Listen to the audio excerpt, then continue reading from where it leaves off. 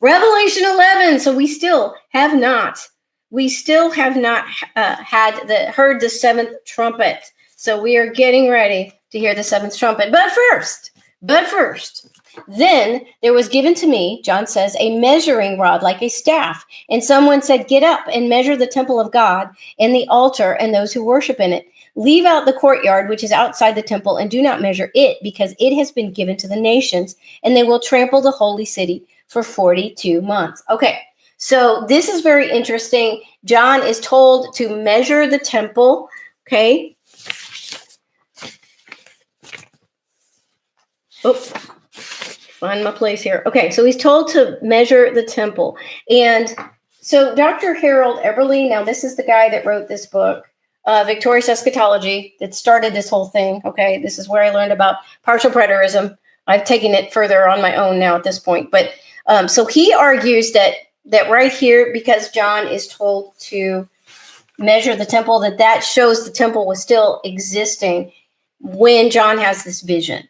That, it had to be, the vision had to happen before AD 70 when the temple was destroyed. Now, premillennialists, of course, say, no, this had to happen after the temple was destroyed, as that fits their agenda, that this is, that the things that he's going to see, that he's seeing, are going to happen way in the future, at least 2,000 years later. So I honestly don't think it matters. It doesn't matter when John had this vision, if the temple had already been destroyed or not. I think probably it was before it had been destroyed, but John had already seen things in his vision that had happened in the past. So if, when John is having this vision, the temple had already been destroyed, then God was simply showing him what happened in the spiritual realm when the temple was being destroyed. I don't think it makes any difference either way. God does it both ways, okay? All right, so, but the most important part of this is that it says, the end here, they will trample the holy city for 42 months. All right, what is 42 months? 3.5 years. 3.5 years. So the Jerusalem war lasted exactly 42 months. It began in February of AD 67, and it ended in August of AD 70. It was exactly 42 months.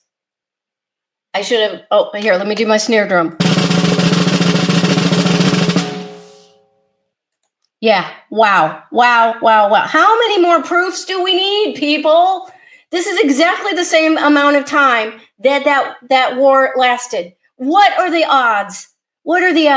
This is true. This is what the trumpets are talking about. This is what this part of Revelation is talking about, when the temple was destroyed. Okay, now since premillennialists believe that all this stuff has to happen way in the future, so what premillennialists say is that the temple is going to be rebuilt in Jerusalem. And that simply does not make any sense, okay? Because if you know, in Jerusalem right now, the temple's never been rebuilt. On the Temple Mount, where the temple used to be, there is an Islamic church or an Islamic mosque right now. Abomination of desolation to the Jewish people, okay? That's what's there right now.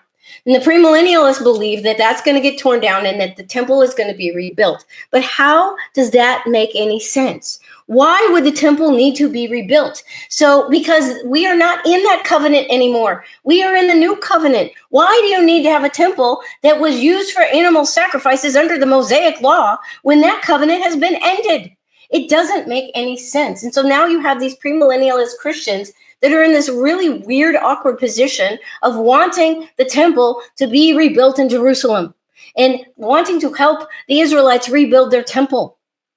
That doesn't make any sense. There's no need or reason for the temple to be rebuilt. It was very, very significant when the temple was destroyed in 70 AD, because that was this signified, that represented the fact that the old covenant was done and that now we're shifting over to the new covenant of salvation through the blood of Jesus Christ.